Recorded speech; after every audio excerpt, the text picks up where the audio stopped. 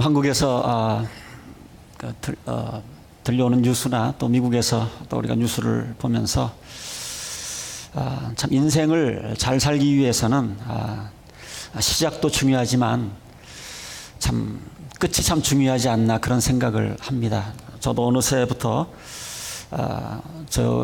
저의 삶의 마지막 부분을 아름답게 끝맺게 해달라는 그런 기도를 시간이 날 때마다 하나님 앞에 드리고 있습니다.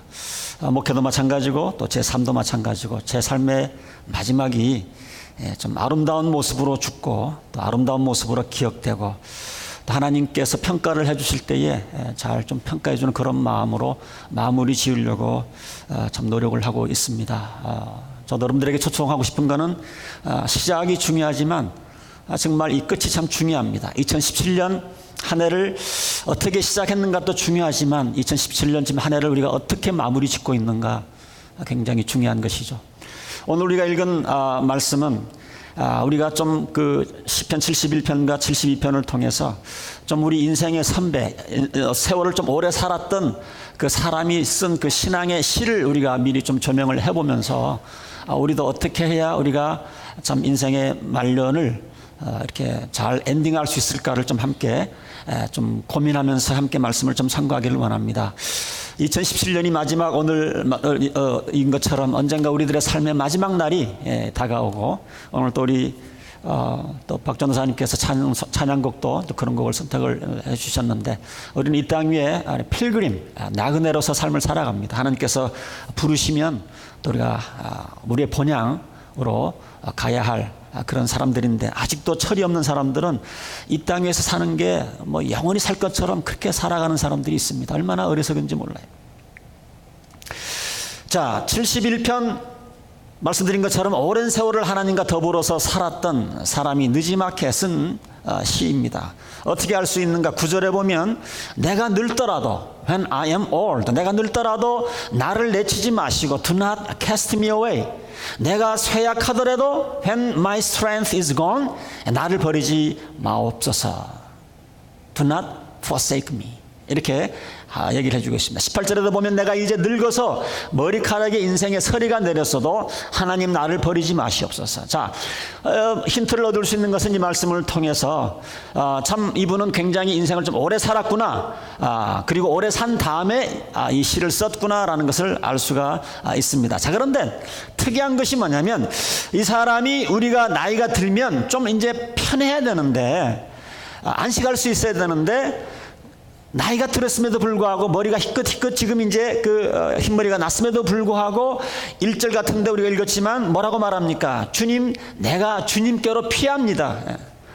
보호하여 주시고 수치를 당하는 일이 없게 해주십시오. 10절 같은 데는 보면은 한 걸음 더 나가서 내 원수들이 나를 헐뜯고 내 생명을 노리는 자들이 나를 해치려고 음모를 꾸미고 있습니다. 이러면서 계속 지금 인생의 마지막 부분에 와서도 계속 인생살이가 어려움을 고백을 하고 있는 겁니다. 13절 같은 데는 좀 더 구체적으로 나옵니다. 나를 고발하는 자들이 부끄러움을 당하고 흔적도 없이 사라지게 해주시옵시오. 나를 음해하는 자들이 모욕과 수치를 당하게 해주십시오. 지금 은퇴해서 나이가 머리가 희끗희끗한데도 아직도 이 사람을 괴롭히고 고발하고 음해하고 이런 것을 지금 하나님 앞에 그런 그 어려움을 고통을 호소하고 있어요. 자, 이 누구일까 궁금하죠. 누가 이 시를 썼을까? 제목이 없습니다. 누가 썼다는 말도 없어요. 다른 시편에 보면 다윗이 썼다, 솔로몬이 썼다 또는 뭐 이렇게 나오는데 이 시편 71편, 72편은 누가 저자인지 나타나지고 기록을 해주고 있지 않습니다. 많은 사람들이 추측하기를 다윗이지 않겠는가 또는 예레미야라고 또 얘기하는 사람들도 있습니다. 자, 그러나 중요한 것은 뭐냐면 나이가 들어서 쓴 시인데 좀 안식을 누려야 될 터인데 계속해서 이런 어려움이 찾아와서 이 어려움을 위해서 나를 좀 구해달라고 하는 그런 기도를 지금 하나님 앞에 시로 올리고 있는 것을 보게 됩니다. 저는 오늘 이 시를 우리가 함께 나누면서 우리가 꼭 기억해야 될 것이 있는데 뭐냐면 우리가 인생을 살아가는 동안에 우리가 하나님께서 부르시는 그 순간까지 There will be problem. 항상 문제는 계속 있다고 하는 사실을 여러분들이 꼭 기억을 했으면 좋겠어요. 2017년 한 해 참 굉장히 어려웠지만 2018년 내년에는 좀 어려움이 없었으면 좋겠다라고 여러분들이 위시할지 모르지만 2018년 한 해도 여러분들 어쩌면 더 큰 어려움이 교회에 가정적으로 우리 개인의 삶에 다가올지 모릅니다. 아니면 조금 덜 할지도 모르지만 여전히 2018년도에도 문제는 있을 거예요. 이제 몇 년 남지 않은 직장생활, 사업, 이제 꼭 한 5년만 끝나면, 10년만 끝나면, 저희 집사람은 지금 계속 너무 힘들어 그러면서 57년에 지금 은퇴하겠다고 얼마나 얘기를 하는지. 은퇴하면 좀 쉴 것 같지만 제가 그 얘기하죠. 57년 은퇴해도 그게 쉬운 게 아니다, 삶이라는 게. 우리 애들 키워보신 분들 알지만 애들 조금 크면 편해질 것 같죠. 애들 크면 또 여전히 또 다른 게 힘든 일이 있어요. 장성한 자녀들 가진 부모들 뭐 결혼만 시키면 다 끝날 것 같지만, 우리 최남영 전도사님 오늘 오셨는데 제 젊게 보이지만 할아버지 한번 여쭤보세요. 애들을 다 키웠더니 이제 자녀 문제가 없습니까? 그러지 않습니다. 결혼시키고 나면 또 다른 문제가 또 찾아오게 됩니다. 사업하시는 분들 조금 확장이 되고, 이영경 집사님한테 제가 그런 얘기를 많이 들었어요. 또 크면 클수록 더 큰 문제들이 산재해 있는 것을 보게 됩니다. 우리 미국에 와가지고 가장 큰 관심사가 뭡니까? 영주권 아닙니까? 하나님, 영주권만 허락해 주시면 내가 막 그냥 다리 쭉 뻗고 내가 살 수 있을 것 같은데. 여러분들 영주권 다 받아보셨잖아요.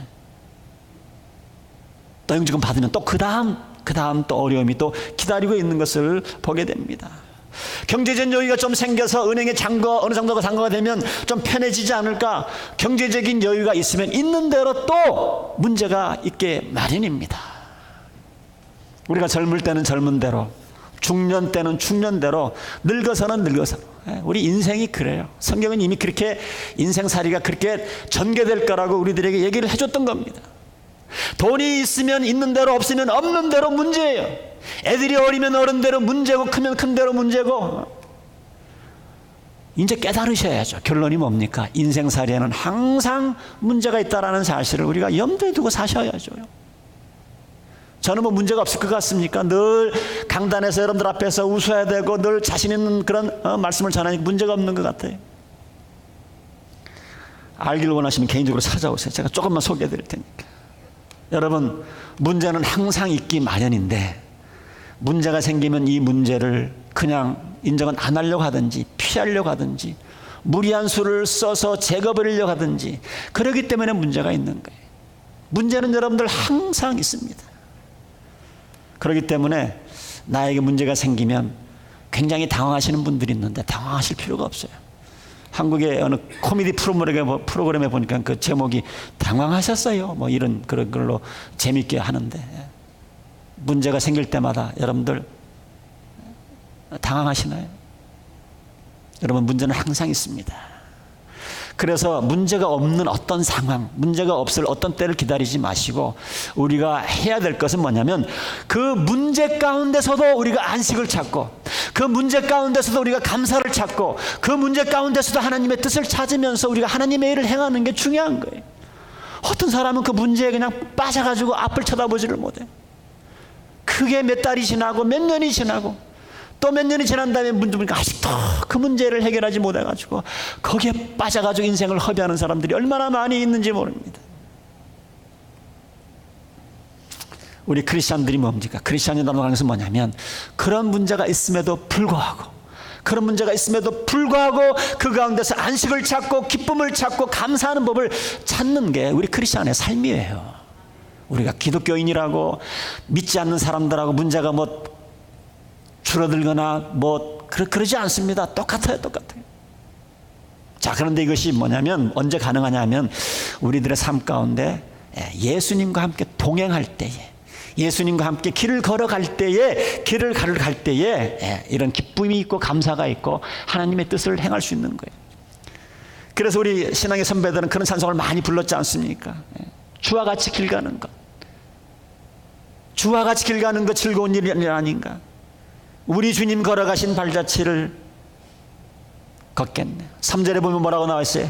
꽃이 피는 들판이나 험한 골짜기라도, 우리 신앙의 선배들은 다 알았어요. 신앙생활에도 험한 골짜기가 있다는 걸 다 알았어요. 문제가 있다는 걸 다 알았어요. 험한 골짜기라도 주가 인도하는 대로 주와 같이 걷겠네. 주와 같이 걷겠네. 제가 아는 목사님은 목회지를 딱 3번 옮겼어요. 신학교를 졸업하고 한번 목회지를 갔는데 목회가 너무 어려운 거예요. 세상에 막 도저히 목회를 못할 것 같아. 하나님, 제가 이게 말고 다른 교회 보내주시면 목회를 잘하겠나이다. 그래서 하나님께서 어떻게든 그 길을 들어주셔 2번째 그 교회를 찾아갔어요. 세상에 겉은 멀쩡한데 가서 목회를 딱 시작하고 나니까 문제가 하나씩 불거져 나오는데 이게 세상에 전에 있던 것보다 더한 거야. 하나님, 이건 아닌 것 같습니다. 한 번만 더 옮겨주시면 내가 직소리 안 하고 목회하겠습니다. 그 3번째 교회를 갔더니요, 세상에 앞에 2 교회는 아무것도 아니야. 얼마나 그 목회가 어려운지. 그래도 하나님 앞에 약속했기 때문에 지금껏 20여 년 넘게 그곳에서 목회를 하고 있는 제가 목사님 친구가 있어요.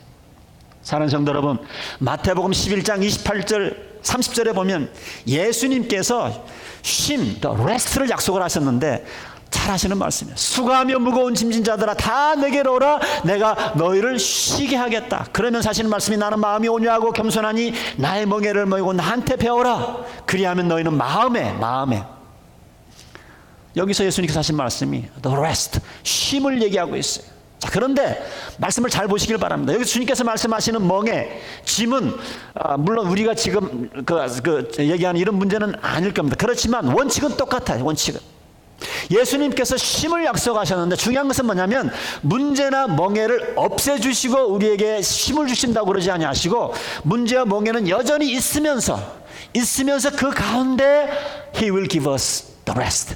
그 가운데서 우리들에게 쉼을 주시겠다고 약속을 하신 겁니다. 우리가 왜 쉼을 얻지를 못하는가?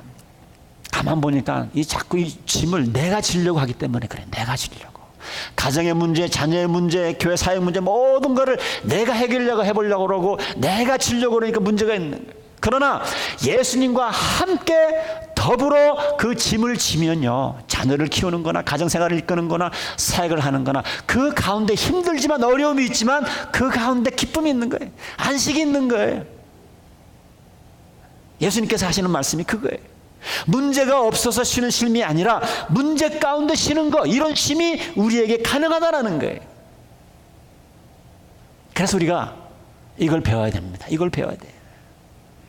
문제가 없거나 문제가 사라져서가 아니라 문제 가운데서 우리가 기뻐하면서 사는 것. 여러분, 이게 어떻게 가능합니까? 하나님이 더불어 살면, 더불어 하시면 가능합니다.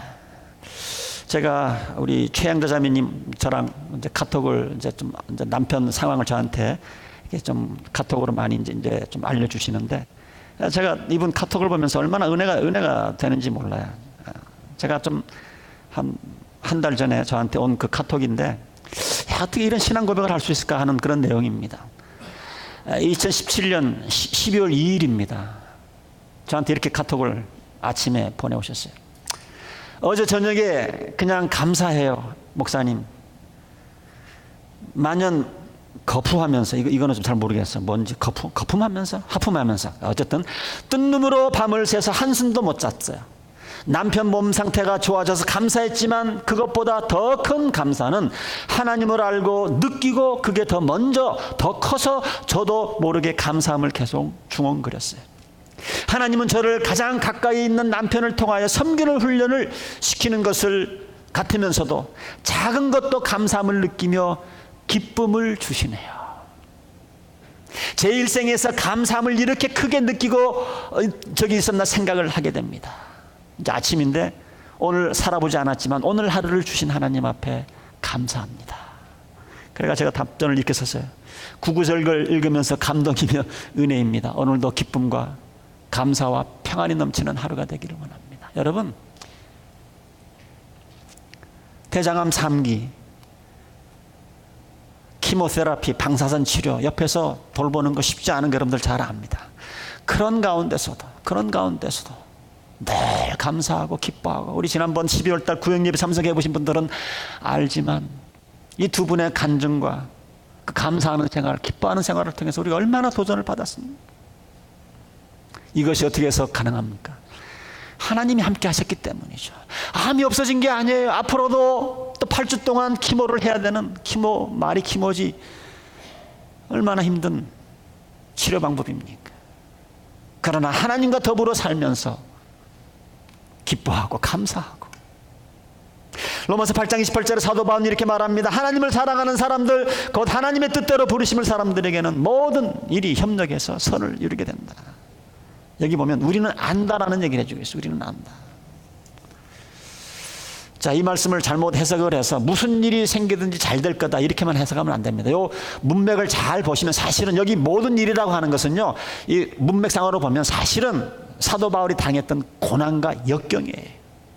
고난과 역경 가운데서도 모든 일이 협력해서 선을 이루실 것을 믿고 하나님 앞에 지금 감사의 기도를 하나님 앞에 드리는 겁니다.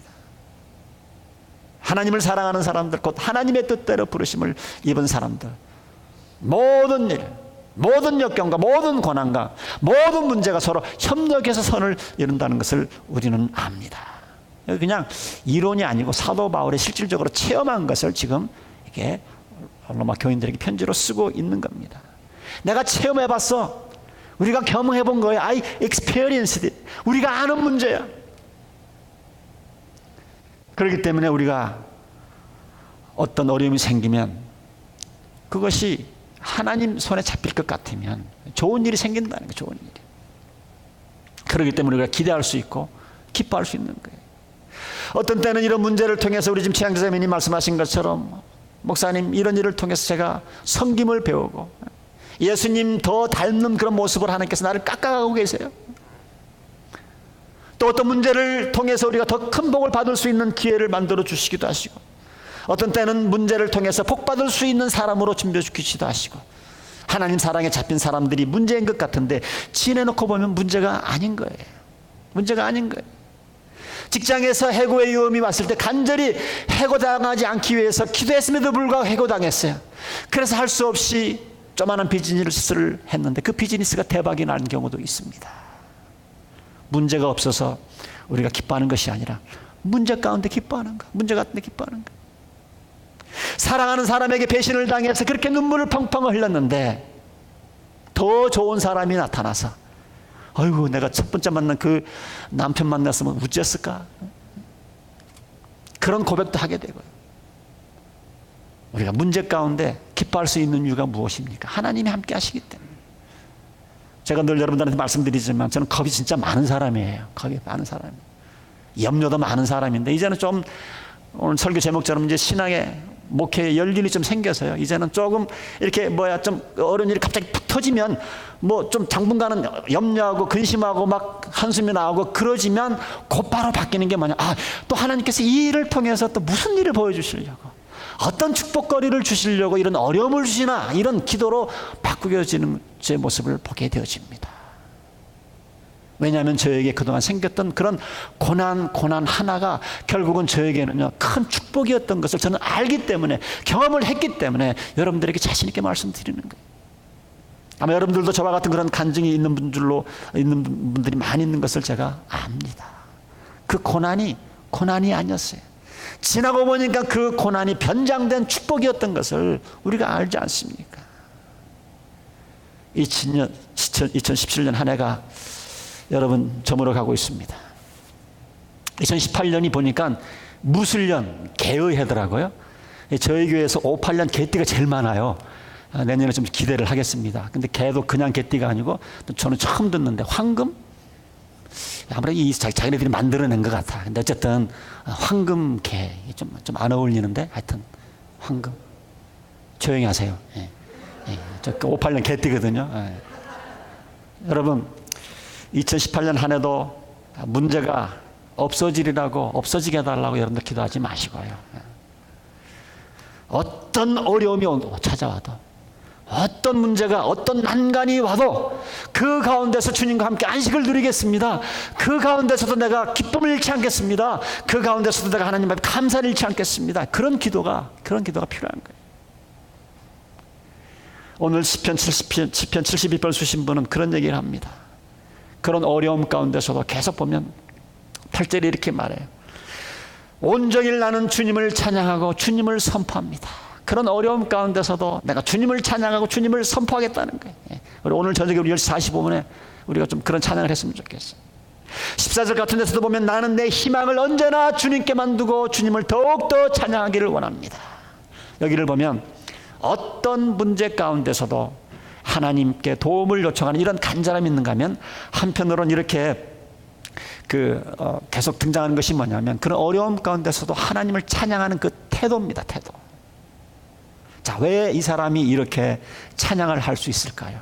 이거는 하루아침에 생기는 것이 아니고 신앙의 연륜입니다. 연륜. 신앙의 연륜이. 신앙의 연륜에서 얻어지는 지혜라고 생각을 합니다. 새로 믿는 사람들은 이게 없어요. 이런 경험이 없으니까 그냥 하나님 약속이니까 믿는 거지만, 그러나 우리가 신앙의 연륜이 깊어지면 하나님의 약속 플러스 그런 체험이 있게 되는 것 아닙니까? 하나님의 많은 은혜를 우리가 알고 체험을 했기 때문에. 자, 20절에 보면 이런 대답을 고백을 합니다. 주님께서 비록 많은 재난과 불행을 나에게 내리셨으나 주님께서는 나를 다시 살려주시며 땅 깊은 곳에서 나를 다시 이끌어내실 것을 믿습니다. 21절에 보면 주님께서는 전보다 나를 더 잘되게 해주시며 나를 다시 위로해 주실 것을 믿습니다. 24절에서 계속 같은 고백이에요. 내 혀도 온종일 주님의 의로우심을 말할 것입니다. 음해하는 자들이 오히려 부끄러움을 당하고 오히려 수치를 당할 것입니다. 자, 여러분, 이런 확신의 고백이 어떻게 나올 수 있었습니까? 하나님을 아버지로 모시고 예수님을 구세주와 주님으로 영접하고 그동안 신앙의 연륜이 쌓여서 생긴 건 아닙니까? 저는 저희 교회가 감사한 거는 이런 신앙의 연륜이 있는 분들이 다 자리 잡고 있으니까 교회가 늘 좋은 일만 있나요? 힘든 일이 있지만 이 어르신들이 다 자리 잡고 기도해 주고 있으니까 하나님의 일을 우리가 지금까지 잘 감당하고 있는 것이지 않겠나 그런 생각을 해봅니다. 사랑하는 성도 여러분, 우리가 신앙의 연륜이 깊어지면 반드시 하나님의 약속을 내가 아는 것뿐만이 아니라 여러분들이 체험도 우리가 있어야 됩니다. 체험.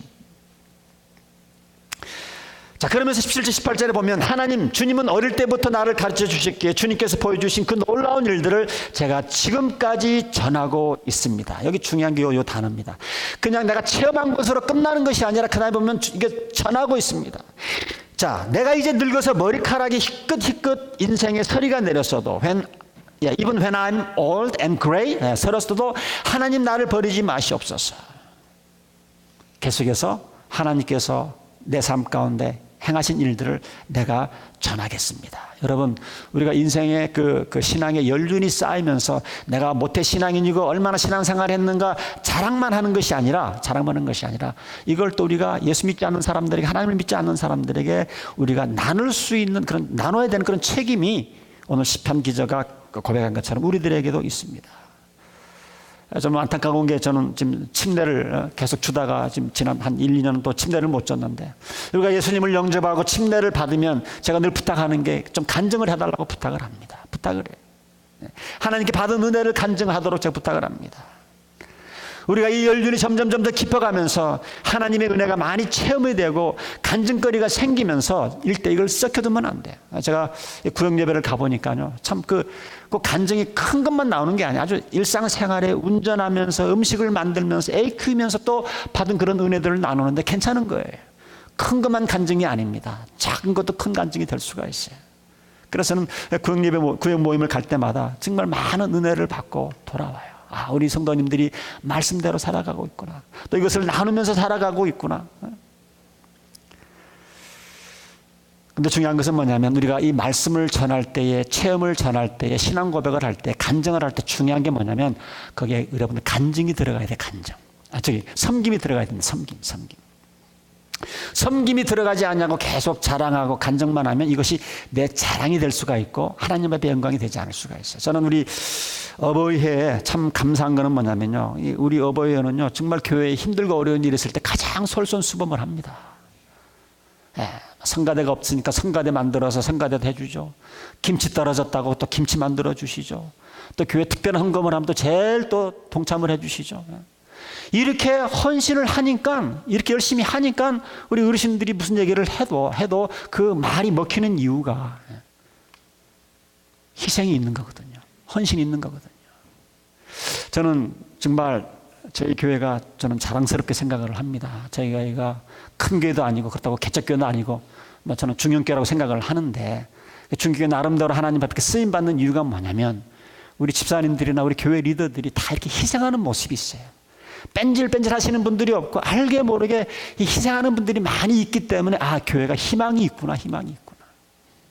우리 지돈숙 집사님 우리 자매 회장인데 올해 또 내년 28년 한 해 또 회장이 되셨어요. 지금 저희 교회에서 집이 제일 먼 곳으로 이사를 가셨어요.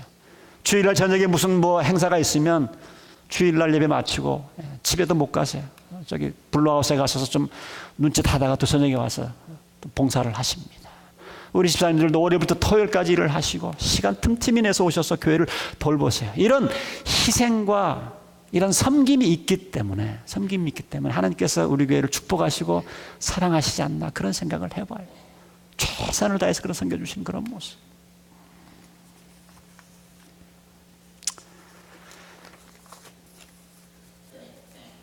말씀을 마치면서 2017년 정말 하나님의 은혜 가운데 많은 문제와 어려움이 있었지만 오늘 한 해를 잘 마무리 짓게 되는 것 하나님 앞에 감사를 드립니다.